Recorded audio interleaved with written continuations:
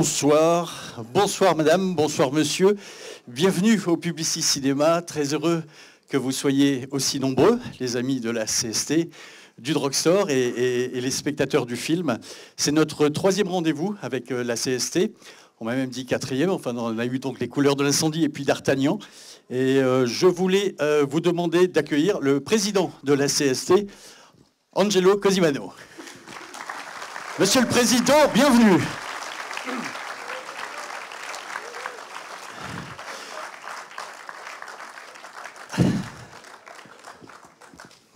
Cher Président, un plaisir de vous recevoir.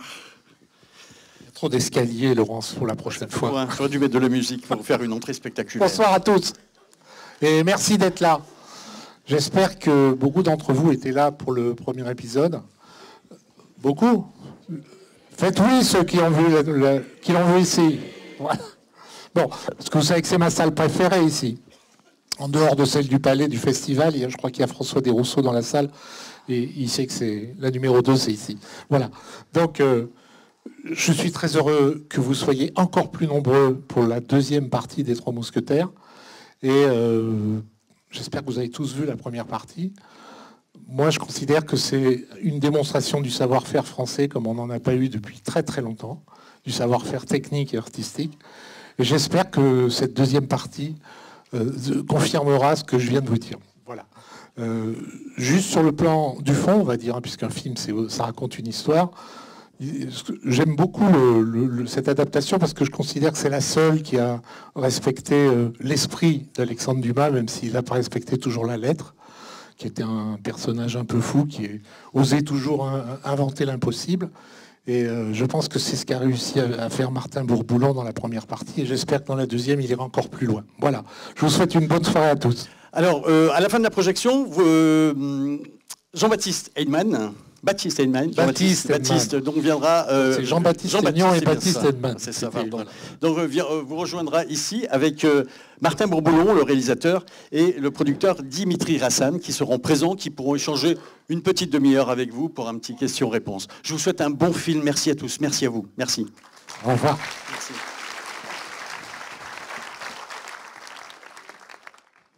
Bonsoir, bonsoir. Je vais vous demander d'accueillir Martin Bourboulon et Dimitri Rassan. Martin Bourboulon, le réalisateur, et Dimitri Rassan, le producteur.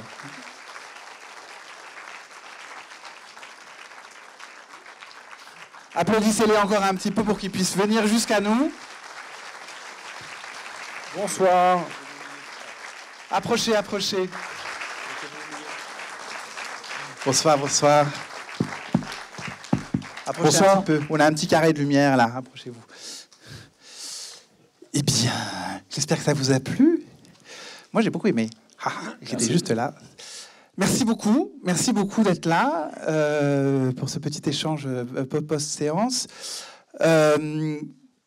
Réfléchissez un peu aux questions que vous voulez poser. Moi, j'en ai quelques-unes. La première, c'est une question que vous avez sûrement dû beaucoup vous poser, mais qu'est-ce qui vous a motivé d'une part pour vous emparer de ce gros morceau d'Alexandre Dumas, et puis cette suite qui est une suite originale. Comment vous vous êtes emparé de ce grand défi? Alors, ça marche là? Oui, moi j'entends. Avec Martin, on s'est parlé pour la première fois des Mousquetaires il y a un peu plus de 3 ans. Et ça faisait déjà presque 10 ans qu'on travaillait ensemble. Donc j'avais passé un certain temps à fantasmer ce qu'on pouvait faire comme fresque de ce type, en ayant en tête Martin dès le départ. Et quand je lui ai proposé de penser aux Mousquetaires, la première chose qu'il m'a dit, c'est déjà si on doit le faire. Il était encore en tournage de Eiffel. C'est de le faire en décor réel, ce qui est quand même guidé une impulsion de vraisemblance et beaucoup guider la façon de faire le film, savoir il faut qu'on y croit. Vous posez la question du premier film par rapport au deuxième film, on a tourné les 2 films en même temps. Donc quelque part, il y a une continuité d'œuvre. C'est vraiment un film en 2 volets qui correspond à la nature de l'œuvre de Dumas, qui est un roman en 2 volets. Donc voilà, aujourd'hui, on est à la veille de la sortie, on n'est pas fébrile du tout d'ailleurs. Mais quelque part, c'est la conclusion d'une très très grande aventure de production et j'imagine pour Martin encore plus grande de réalisation, parce que ça fait 3 ans maintenant qu'il vit avec les Mousquetaires. Voilà, le début 2020 jusqu'à maintenant. Vas-y, et Martin, qu'est-ce qui vous a séduit dans le projet? Comment vous êtes arrivé vous, de votre côté, dans ce projet-là? Bonsoir à tous, merci beaucoup d'être là déjà. C'est, comme dit Dimitri, c'est la veille de la sortie, donc pour ceux qui connaissent, c'est un moment un peu particulier. Donc vivons-le ensemble, ce moment, parce qu'il est précieux. On est un peu, voilà, c'est particulier de sortir ce film. Il y a plusieurs choses, moi, qui m'ont guidé. C'est que je trouve qu'on est dans un moment où, on le sait tous, la consommation des images est en mutation permanente. On a des offres à domicile qui sont très, très fortes, très puissantes, très intéressantes aussi, mais qui se voient par définition à domicile. Alors même si on a, pour certains, des belles installations, on sait tous que le plaisir, a priori, de découvrir un film en salle, avec des émotions sonores, avec du visuel, avec du travail sur l'image et évidemment tout un tas de choses importantes qui fait la nature d'un film. C'est très précieux. Et comme Dimitri le rappelait, moi je travaillais à ce moment-là sur Eiffel, qui était déjà dans un processus d'ambition pour la salle de cinéma.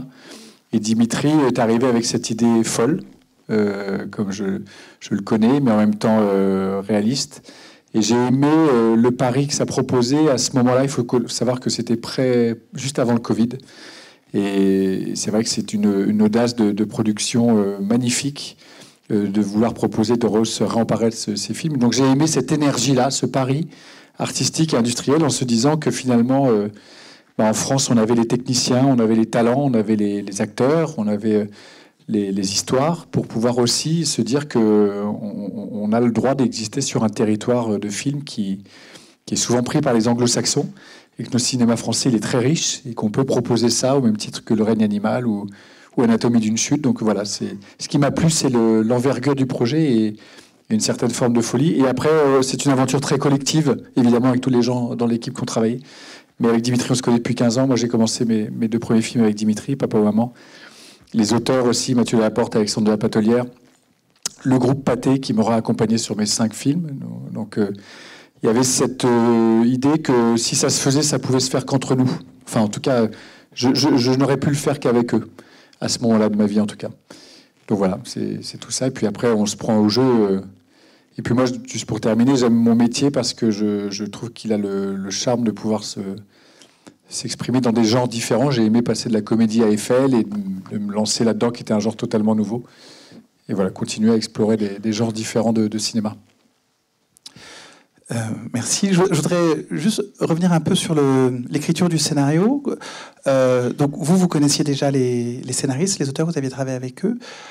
Comment vous avez déterminé ce ton un peu particulier dans le film, un mélange de grande aventure, de lyrisme, d'humour. Enfin, il y a quand même un cheminement assez délicat. Et est-ce que vous en aviez conscience dès le début? Comment vous avez travaillé cette partie-là? Oui, effectivement, je connais très bien avec Mathieu Delaporte, Alexandre de la Patelière. Moi, je leur suis souvent très utile dans le rebond. Et c'est leur formule. C'est-à-dire qu'ils font tellement tous les deux, qu'a priori, sur le défrichage, sur le premier jet du texte, sur les mains dans le moteur, ils ont pas forcément besoin d'être plus que tous les deux. Et ils savent très très bien faire ça. En revanche, ils avaient déjà en tête qu'ils écrivaient a priori pour le film que j'avais envie de faire. Ils me connaissent. Moi, je les nourrissais de visuels ou de sensations. Donc, en plus, j'étais en train de finir un film, donc ça m'arrangeait aussi de ne pas être là tous les jours. Et puis, j'ai travaillé en rebond avec eux, effectivement, donc, sur leur premier texte, en suivant leur dialogue. Et là, je leur ai proposé des coupes, des suggestions, puis on a travaillé ensemble là-dessus. Mais pour élaborer un petit peu, ils ont pour la première fois vraiment écrit pour Martin. Puisque c'était ça la proposition de départ. C'est-à-dire que quand on a lancé le projet, il y avait Martin, il y avait Dumas, évidemment, mais... Mathieu Alexandre, on s'est tous embarqués à peu près au même moment. Moi, j'ai constitué cette équipe-là avec déjà une cohérence de projet, mettre l'aventure au centre. Mais Mathieu Alexandre, de par les expériences passées, ont vraiment écrit en ayant la réalisation de Martin en tête. Et ce travail-là, il a été aussi très itératif et très continu, puisque la particularité de ces films, c'est que pour les préparer, c'est presque un an de préparation. Donc Martin était non seulement en train de faire les retours avec Mathieu Alexandre sur le premier film, puis le deuxième film, parce que le scénario du deuxième est arrivé un petit peu après. Et on avait le retour des équipes. Et ce qui s'est passé aussi, qui était quelque chose de... Ce socle de confiance, quand il disait on pouvait le faire qu'ensemble, il avait passé un cap dans le rapport à un certain type de film. Il avait un réalisateur, par exemple, qu'il aime beaucoup, qui s'appelle Robin Welch, que je salue, parce que c'est quelqu'un qui a été... lui et Guinal Rioux ont été très très précieux dans la gestion de la production de ces films, avec lequel on continue d'ailleurs un gros bout de chemin, parce qu'on vient de finir Monte Cristo et ils seront à nouveau à la direction de prod sur le prochain film de Martin. Et il y a eu quelque chose de très vertueux, qui était tout le monde comprenait le film qu'on souhaitait faire. Tous les chefs de poste. C'est-à-dire que quelque part, d'abord parce qu'ils avaient soit une relation préexistante avec Martin, soit ceux qui sont arrivés sur le film, il y a eu ce temps de décantation et on a passé, avant de tourner, presque 1 an ensemble à les décanter, ces 2 films-là. Donc le tournage effectif, c'est 150 jours de tournage, mais la prépa, oui, c'est à peu près 1 an. Et l'écriture ne s'est jamais vraiment arrêtée, y compris quand il y a eu à un moment donné des réflexions entre Martin, les auteurs, à des moments, c'est ça la particularité de tourner de façon aussi longue, je veux dire. Il y avait cette possibilité de ciseler tout en continu. Donc ça, c'était très agréable. Moi, ça m'a rappelé aussi quelque chose que j'ai vécu en animation, que j'avais envie d'avoir, qui était de se dire que le processus, somme toute, de la fabrication du film, il se fiche pas au moment du financement, il commence au moment du financement. Et on a financé, pour l'anecdote, ces films, il n'y avait pas de scénario. On les a racontés. Alors ça, c'est un peu... est-ce qu'on peut en parler un peu plus? Parce que déjà, en France, financer un film, c'est pas facile. Mais là, du coup, vous en avez financé 2 d'un coup, sans scénario? Ça répondait... Non, mais en fait, il y avait une promesse claire, mais ça répondait... je pense que on a eu peut-être l'audace, à l'image des Mousquetaires, de se dire... non seulement on va faire 2 films, mais quelque part, il faudra nous faire confiance sur le fait qu'on va les livrer à l'arrivée à l'aune de ce qu'on vous promet. Mais parce qu'aussi, on avait déjà travaillé avec Pathé, on avait déjà travaillé avec M6, et que ça s'inscrivait dans une relation de confiance continue. Et ce socle-là, il y avait quelque chose de très expansif. Je ne sais pas si... La vraie grosse décision, et il faut rendre à César ce qui appartient à César, c'est de faire les 2 films d'un coup. Ça, c'est le groupe Pathé qui l'a accompagné. On savait qu'il fallait faire 2 films pour bien adapter le roman. Donc ça, c'était une décision créative dès le départ. En revanche, assumer de lancer la production des 2, c'était une décision très forte. Il y a eu un effet d'entraînement, en fait. Et je pense que ça a galvanisé tant Martin, le fait d'avoir... c'est difficile à quantifier les synergies, mais je pense qu'on n'est pas loin de 15 à 20%, en fait, le fait d'avoir fait les 2 films d'un seul tenant. Mais ça a aussi décomplexé, ou en tout cas libéré le fait de s'abandonner à une forme d'ambition, tout en ayant une vraie responsabilité, parce que les premiers scénarios qui sont arrivés faisaient chacun à peu près 148-149 pages, et heureusement on les a jamais devisés, parce que je pense qu'on serait tétanisé. On savait qu'ils étaient trop longs, indépendamment de questions budgétaires. En fait, on s'est renvoyé la balle, tous, Martin avec les scénaristes, moi avec Martin, enfin, successivement. Oui, les premiers plans de travail, c'était, je crois, 44 semaines de tournage. Donc heureusement qu'on les a jamais devisés, ces 44 semaines, parce qu'on aurait pu s'arrêter. Mais voilà, ça a été un travail continu. Ouais. Non, mais vous demandez sur le financement. Je pense que avant même le Covid, il y avait le sentiment de se dire, d'une façon ou d'une autre, c'est pas la seule réponse. Je pense pas du tout que les fresques historiques soient, ou le film qu'on a pu faire, comme on a pu faire, est la seule réponse. En revanche, se poser et s'interroger effectivement la question de qu'est-ce qui mérite la salle, amener une forme de radicalité. Et pour ce qui est du cinéma populaire, et le fait de reconnecter avec... C'est vrai que j'ai beaucoup pensé au film avec lequel j'ai grandi. Ça me semble être quelque chose qui est assez partagé. Et on sent une émulation en se disant, mais la salle, c'est un rendez-vous qui doit être justifié par une proposition forte, quel que soit le genre. Et ça, on a eu un enthousiasme assez fort et une bienveillance assez forte des acteurs du secteur. Ça n'a pas été... c'était compliqué de faire ces films, c'était compliqué de les réussir. Les financer, je ne vais pas dire que c'était simple, mais quelque part, il y avait une volonté que ça marche. Donc la prise de risque était importante, mais je l'ai senti, de tous les acteurs, il y avait une volonté qu'on y arrive. Donc on est fébrile parce que c'est vraiment un pari de 2 films, donc on va voir comment ça se passe sur les semaines qui arrivent, mais j'ai rarement senti autant d'envie sincère de nous accompagner. Et du coup, pour les comédiens, ça c'est peut-être plutôt pour Martin. Comment ça s'est passé la préparation physique, j'ai envie de dire, parce qu'effectivement, dans les scènes de comédie, ils sont tous extraordinaires. Enfin voilà, il y a rien à dire, mais quand même, ils courent, ils se battent dans les flammes, dans l'eau. Comment ça s'est passé cette préparation et cette implication de la part de toute cette troupe objectivement, enfin, vous avez peut-être vu dans la promo, là, ils en parlent tous à droite à gauche, mais ça s'est très bien passé. Et en fait, très rapidement, moi, une des envies que j'avais, c'était une immersivité maximum. J'avais un peu le fantasme d'essayer de filmer avec Nicolas Bolduc, le chef opérateur, qui a fait un travail magnifique au cadre, parce que les scènes d'action sont très réussies dans le cadrage, je trouve. Et j'avais vraiment ce principe de départ que j'avais emprunté à des références de films, que l'action, je voulais pas qu'elle soit vue, je voulais qu'elle soit vécue. Et ça, c'était un peu théorique, mais concrètement, c'était vraiment se mettre toujours dans le point de vue du personnage et d'être en narration en temps réel, donc techniquement d'aller fabriquer des plans séquences pour les scènes d'action. Je voulais vraiment qu'on justifie au maximum cette narration du temps réel, que ce soit dans le combat du feu, enfin...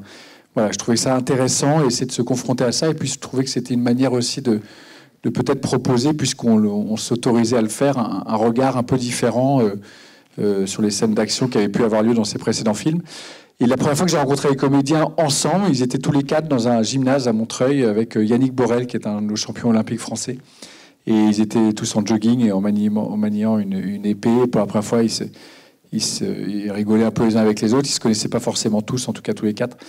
Et c'est vrai que c'est là où je leur ai dit, exposé, que le principe des scènes d'action allait être celui-ci. Et c'est là où ils ont parfaitement compris qu'il n'y allait pas avoir de doublure possible. Et c'est là qu'ils ont compris qu'ils allaient devoir travailler beaucoup.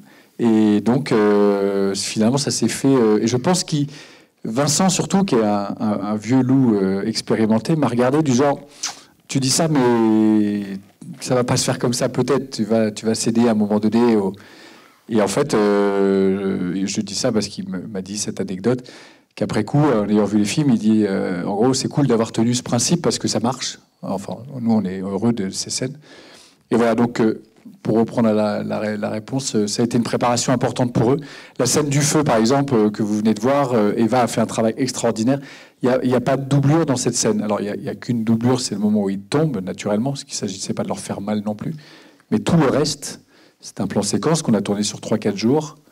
Il n'y a jamais de plan de doublure, c'est vraiment Eva et François. Et c'est un plan dont je suis très fier et je trouve que la scène est belle parce qu'elle est chargée d'enjeux émotionnels forts en plus. Mais c'est un plan qui n'aurait pas pu être possible si Eva et François n'avaient pas autant travaillé en amont. Donc voilà, donc, quand je vous dis que ça a été une œuvre collective, c'est que chacun, on a avancé dans la même direction, j'ai l'impression. Et vous avez jeté le cadreur par le... Le cadreur, il saute aussi du... Ah oui, ça, on parle beaucoup de ce plan et j'adore aussi. Oui, généralement, quand un personnage va sauter dans l'eau, on a toujours l'impression qu'il y a un cut et il y a un plan large et on le voit sauter. Et oui, le cadreur se jette dans l'eau avec. Dans l'eau, la première fois, et sur la table, la deuxième fois aussi. Oui, c'est le même, d'ailleurs. C'est le même à qui je vous proposerai un prochain film. Je ne sais pas s'il acceptera de continuer à travailler avec nous. Mais il s'appelle Sébastien Foissier, c'est le fils de Dominique Foissier, pour ceux qui sont du métier, qui est notre coordinateur cascade, et son fils est un peu casse-cou. Et voilà, tout autant que son père. Mais le moment où il se jette dans l'eau, on est avec des professionnels ici, si j'ai bien compris, des gens qui sont des techniciens pour la plupart du cinéma. Donc ce que je veux dire, c'est que je peux m'autoriser à parler un petit peu technique sans encombrer les autres. Voilà, évidemment, le moment où il saute dans l'eau, c'est le fils d'ailleurs de Mario qui saute. Ouais, c'est toujours les pères qui envoient leur fils. Il y a le fils de Mario Loracci qui fait double de François et le père le fils de Dominique qui saute. Mais oui, le moment où il saute dans l'eau, évidemment, c'est très complexe à réussir et ça a été. Enfin bon, je crois que le moment même où il saute, il y a eu 8 plans mélangés. Mais ça marche très très bien en VFX en tout cas. Et voilà. Mais à un moment, il y a vraiment quelqu'un qui saute avec dans l'eau. Ouais. Ça participait à mon envie d'immersivité et de rester toujours collé au cinéma. Il y a un metteur en scène, j'ai oublié le nom, un grand metteur en scène qui disait finalement au cinéma, il y a plusieurs manières de filmer. Il y a 2 manières de filmer un personnage qui rentre dans une pièce, où la caméra elle est dans la pièce et on attend qu'il ouvre la porte et il arrive vers nous, où on est dans son dos et on rentre dans la pièce avec lui. Et j'aimais beaucoup cette figure parce que moi j'ai l'impression d'avoir abordé ces films voilà, en étant dans le dos toujours du personnage qui rentrait dans les pièces. De jamais anticiper sur ce qu'il allait vivre, mais de découvrir avec lui ce qu'il allait traverser. Et donc l'équipe technique, c'est la même sur les 2 films, plus ou moins? On a tourné les 2 films de façon complètement simultanée. En fait. 2 fois 15 semaines. Mais il y avait pas c'était pas l'un puis l'autre. C'est-à-dire que ce qui a permis notamment des synergies, c'est qu'on a cross-boardé. Mais de façon assez étrange, on a vraiment... Les 2 films étaient complètement imbriqués. Donc, somme toute, on a commencé d'ailleurs par des bouts du 2. Enfin, il n'y a pas de différenciation sur l'élan de production. C'est un seul très gros tournage.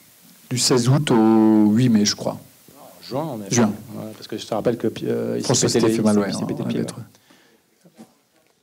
Non, on a fait en tournage. Non, le 44 semaines, c'était le premier plan de travail. On a fait 30 semaines, mais à la fin, François avait eu un petit pépin au pied. Du coup, on a dû arrêter. Et vu qu'on a tourné quand même pendant très longtemps, on a quand même fait un break. On a fait un break annuel. Je crois que c'était 2 fois 15, 2 blocs de. On les appelait bloc 1, bloc 2. Ça devait être 2 blocs de 15 semaines à peu près. En gros. Est-ce qu'il y a un micro Peut-être qu'il y a des questions. Oui, il y a des questions. N'hésitez pas, ça y est, c'est le moment.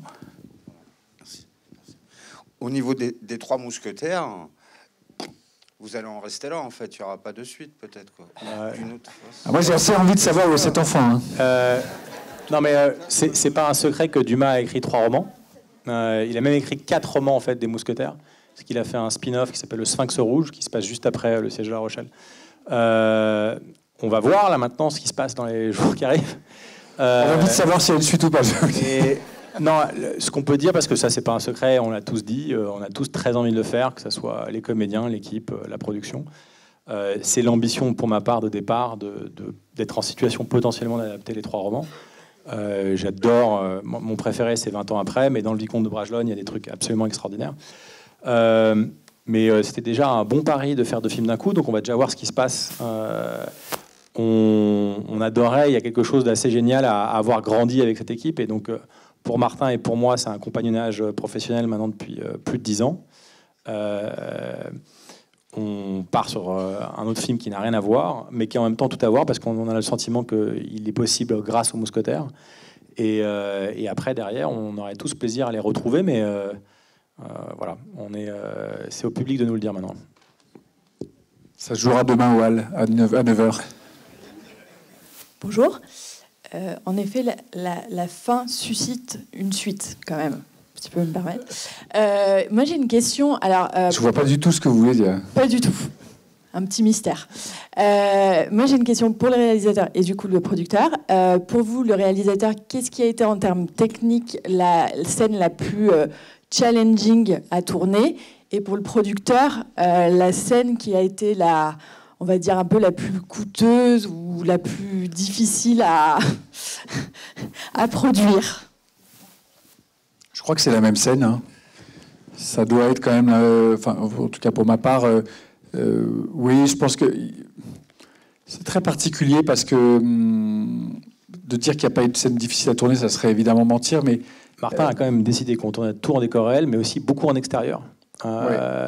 La Rochelle, oui, La Rochelle, c'était chaud. La Rochelle, c'était compliqué. En fait, ce qui était compliqué dans la scène de La Rochelle, donc c'est que j'avais moi cette envie de, je disais à Thierry Delette, le chef costumier, imagine-toi que c'est un commando du GIGN qui s'infiltre en terrain hostile, et là pour le coup que cette caméra serait toujours derrière lui. Et puis j'avais finalement des sensations sonores moi qui me venaient, des ruptures de rythme sonore, c'est-à-dire que j'avais envie de créer du silence. Ou du non-bruit. Donc c'est pour ça que l'écran de la salle de cinéma. Et j'avais cette envie très longue comme ça de cette infiltration sur les remparts. Et en fait, c'est moins techniquement que dans la narration que c'était compliqué à tourner. C'est-à-dire qu'il fallait à la fois comprendre l'objet de la mission, ce qui n'était pas forcément évident, de se dire mais pourquoi ils partent que à finalement si peu dans un terrain qui appartient aux protestants, un des rares... Et en même temps, il fallait gérer ces bateaux qui n'existent pas sur le tournage, qui arrivaient, mais on se demandait vraiment, mais est-ce que ça va marcher, sachant qu'il y avait un autre gars qui était sur la tour, qui devait tirer sur les bateaux. Enfin, voilà, moi j'avais pas mal de doutes. Sur le papier, on se dit, waouh, il faut quand même faire comprendre pas mal de choses et en plus réussir le spectacle. des combats en plan séquence et tout ça, mais presque les combats en plan séquence étaient entre guillemets les moins difficiles à réussir, parce que j'étais pas tout seul évidemment, mais c'est plus l'arc narratif qu'il fallait suivre et comprendre le comte de Chalais qui se fait tuer lui-même, dont on apprend qu'il est un traître à ce moment-là, du coup, aux yeux des mousquetaires.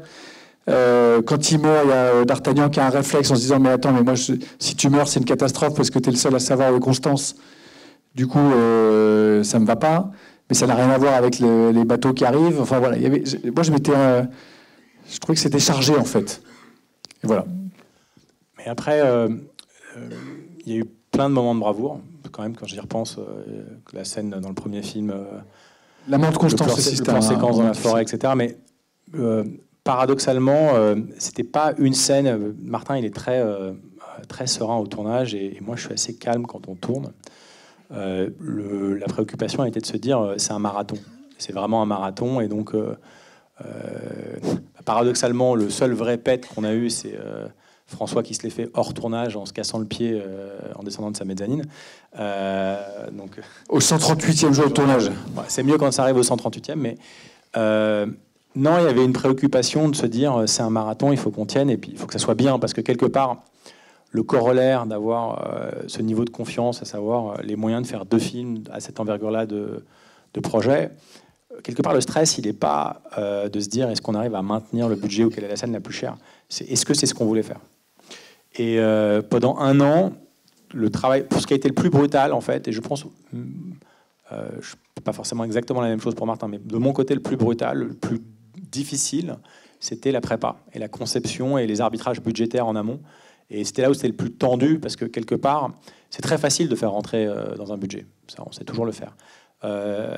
Avoir le sentiment de se dire on n'est pas en train de faire les mauvais compromis, de décanter les bons arbitrages, ça a été un processus très laborieux. Et en plus, voilà, c'est normal qu'il y ait de la confrontation de points de vue. Voilà, moi, le souvenir, le moment où j'ai le plus ri, c'est quand je suis arrivé on a tourné à la fin du premier film. Je ne sais pas si vous vous rappelez, il y a la scène de l'attentat dans l'église, dans la cathédrale. Et je me rappelle très clairement m'être engueulé avec le chef-op, Bolduc, qui voulait borgneler toute la cathédrale en disant « Mais t'es malade, on va pas pouvoir borgneler, t'es pas Christo, on va pas couvrir toute une cathédrale. » Et je me rappelle, cut, arrivé, et toute la cathédrale était borgnelée. Et de me dire, bon, quelque part... voilà, mais c'était un processus... Pour ceux qui connaissent, on a tourné cette scène sur 5 jours, et donc il fallait évidemment pas il fallait qu'il gère le soleil. Donc il dit, mais moi, si on veut tourner en 5 jours, il faut que je puisse contrôler le soleil. Mais la cathédrale de Meaux, vous regarderez sur Internet, elle est gigantesque. Et donc, voilà, il a dit, il faut la borduler.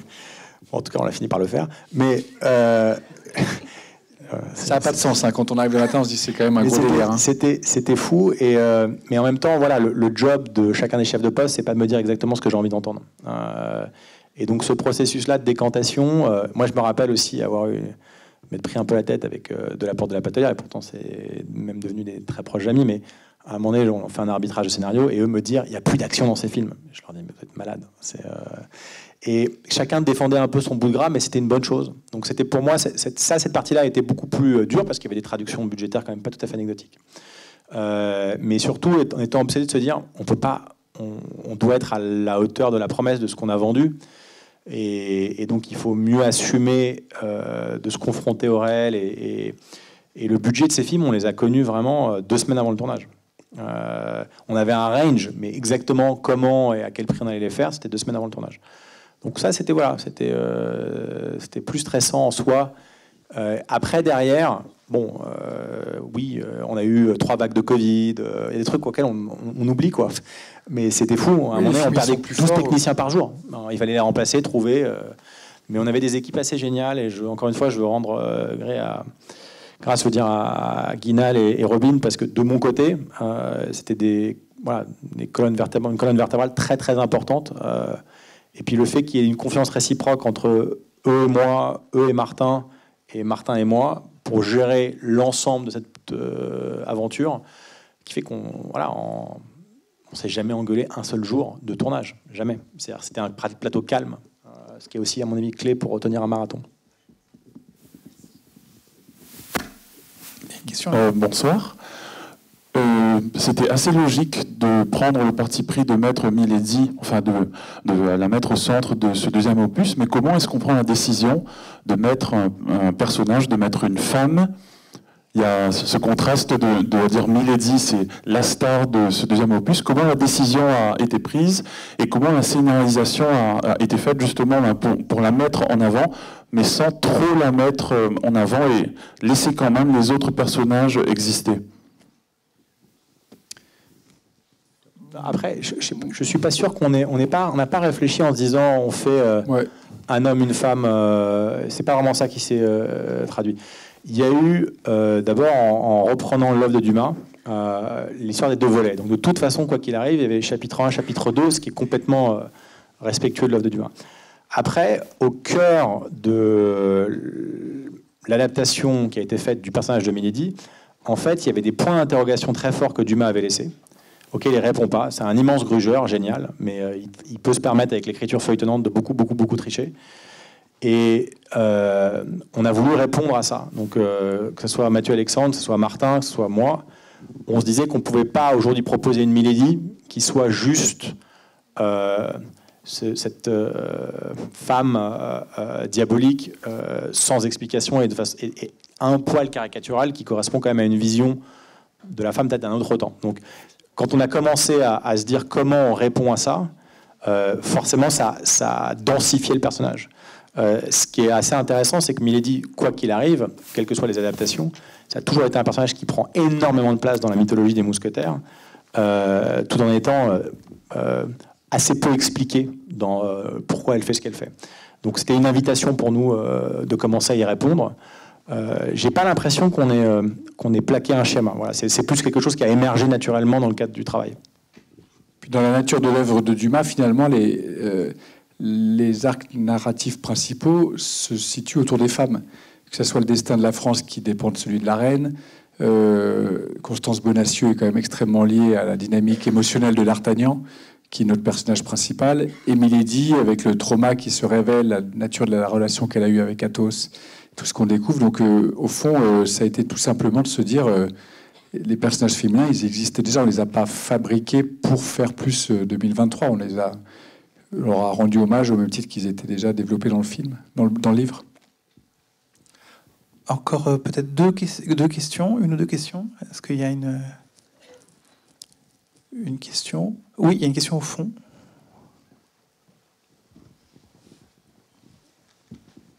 Bonsoir. Bonsoir.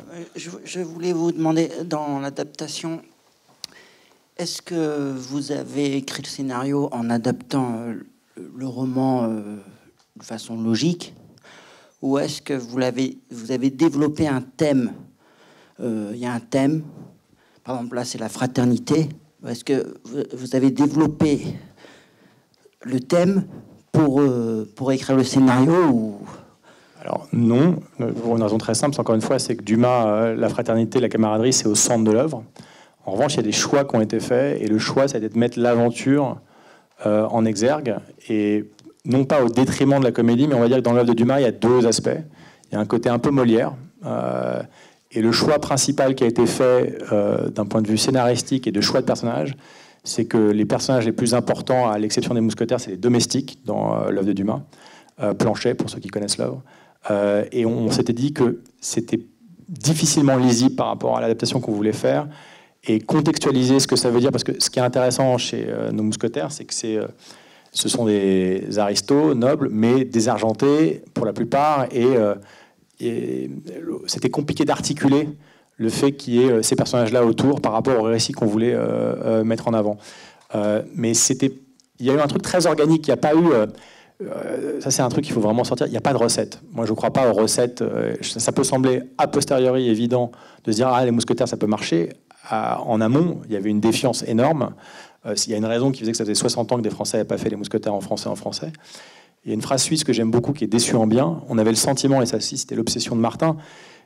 Alors, on ne voulait pas se dire qu'il faut faire moderne pour faire moderne. Et en même temps, la première question que se posait Martin, c'est pourquoi on le fait et comment on peut justifier de le faire. Et que c'était, de par l'esthétique, le parti pris, le premier truc dont Martin m'a parlé, c'était de se dire, c'est un peu ce XVIIe siècle, c'est un peu le western de notre histoire. C'est un moment où la France est très féodale. et il voulait non pas casser de façon dogmatique l'image d'Épinal des mousquetaires, mais se dire on doit quelque part proposer quelque chose auquel moi je crois, Martin, et il a passé 1 an à déterminer le look des mousquetaires et le comment on le fait. Donc c'est plus une question de regard qu'une question de décliner un thème. Si on doit décliner un thème, c'est de y croire. Sur le scénario, ce qui est intéressant, je trouve, dans la proposition de Mathieu Alexandre, c'est qu'ils ont réussi astucieusement à greffer des événements historiques qui n'étaient pas forcément dans le livre et qui complètent l'intrigue des films. La tentative d'attentat du roi Louis XIII est un épisode, un événement qui n'est pas dans le livre et qui, tout d'un coup, est venu se greffer à cette histoire. Et moi, ça m'intéressait aussi par rapport aux discussions qu'on avait pu en avoir en amont et le luxe d'avoir 2 scénaristes qui écrivent a priori pour le film qu'on a envie de faire. C'est que je leur avais dit, moi, ça m'intéresserait pas forcément de me dire qu'il n'y a que les ferrets de la reine en ligne un peu directive, quoi. Il faudrait qu'il y ait autre chose parce que, justement, si on veut proposer un nouveau regard, voilà. Et je trouve qu'ils ont très bien réussi ça. Et dans le 2, alors pour ceux qui connaissent le livre ou pas, d'ailleurs, il y a un mélange comme ça de liberté qui a été prise et je trouve ça assez astucieux. Voilà. En tout cas, on a assumé ça en rendant hommage à Luma lui-même parce qu'il avait écrit ses livres au XIXe siècle, des histoires qui appartenaient au XVIIe, et lui-même avait reproposé des choses qui n'existaient pas complètement. Dernière question devant. Allez. Attention, c'est beaucoup de responsabilité, la dernière question. C'est pas grave. Et en plus, c'est pas une question de réalisation, désolé, c'est une question de production. En fait, moi, j'aurais aimé savoir, est-ce que quand vous avez commencé à réfléchir, en fait, à faire ce travail préparatoire, est-ce que vous avez pensé à l'international? Quel a été l'accueil du premier à l'international? Et est-ce que vous avez déjà des retours sur... parce que, en fait, comme il y a une partie de l'histoire française, on le voit, qui est captée par d'autres grands réalisateurs, bon, là, c'est... Alors, pour répondre à votre question, très concrètement, oui. Parce que avant d'aborder Martin, je voulais m'assurer que le projet était viable. Et je donc échanger avec mes partenaires réguliers en Italie, en Espagne et en Allemagne sur leur appétence, parce qu'il y avait 2 paris. Il y avait un, évidemment, faire 2 films d'un coup, ce qui n'était pas anecdotique, mais les faire en français. Et il n'était pas viable de pouvoir monter les films à cette hauteur-là, même si à l'époque je pensais que ça coûterait un peu moins cher, mais sans avoir un intérêt fort du marché international et à commencer par un socle européen. Donc en 2019, j'ai fait une liste de projets qui pouvaient, à mon avis, être susceptibles d'être de cette envergure-là. Mais quand je vais voir Martin, et Martin le sait que je fonctionne comme ça, donc quand je vais voir Martin et je lui dis je voudrais qu'on fasse Les Mousquetaires, lui sait déjà que quelque part c'est pas une conversation de coin de table. Et ce qui fait que on a eu cette... Moi je me rappelle très clairement de ce déjeuner. C'était un déjeuner où d'un côté il n'était pas en train de me dire oui, mais il était en train de me faire sa liste un peu de si on doit le faire, on le fait comme ça, comme ça, comme ça. Et c'était très concret et il y avait un truc très expansif de ah bah tiens, ça me donne encore plus envie, même si c'est quelque part, non pas plus dangereux, mais ça prenait encore plus d'envergure. Donc il y a un cheminement sur le fait de penser le projet en tant que producteur sur sa viabilité, et en même temps, à partir du moment où je vais voir Martin pour lui proposer, ça devient le film de Martin, et donc je dois aller revoir ceux que j'ai sondés en amont. Donc il n'y a jamais de certitude.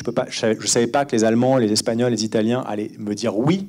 J'avais l'intuition. J'avais échangé avec eux, j'avais préparé le terrain sur le fait que je pensais que c'était plus probable que j'aurais un oui qu'un non.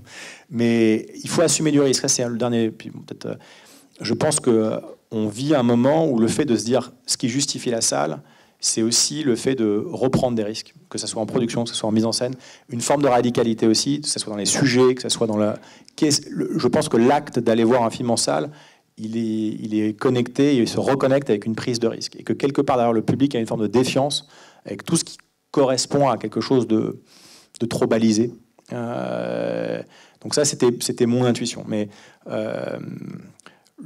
j'aurais pu me prendre les pieds dans le tapis. C'est-à-dire qu'on aurait pu travailler pendant quelques mois et les Espagnols, les Italiens, etc., s'ils avaient considéré que ce qu'on était en train de proposer n'était pas à l'aune de la promesse que je leur avais peut-être fait, non pas miroiter, mais je voulais insuffler, il n'y a pas de garantie.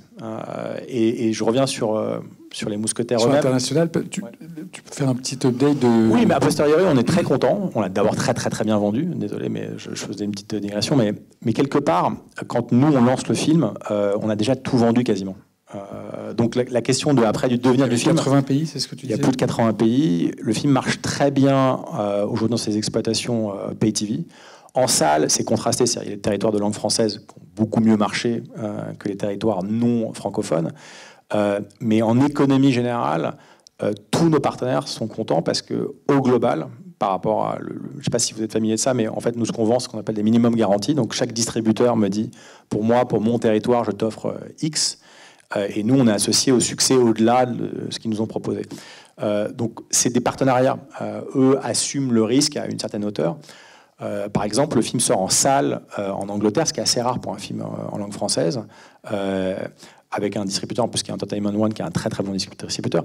C'est pas massif, mais c'est concret, c'est réel, ça existe. Et après, pour une petite anecdote, on était numéro 1 en Amérique latine la semaine dernière avec le premier film, parce que c'est l'équivalent sur Netflix, c'est l'équivalent de leur deal Canal+ local. Donc ça, c'était consubstantiel de l'ambition du projet. Mais au moment où je le lance, on ne sait pas ce que ça va être. Voilà. Donc l'international, c'est une nécessité. C'est un point d'interrogation aussi sur ces films-là.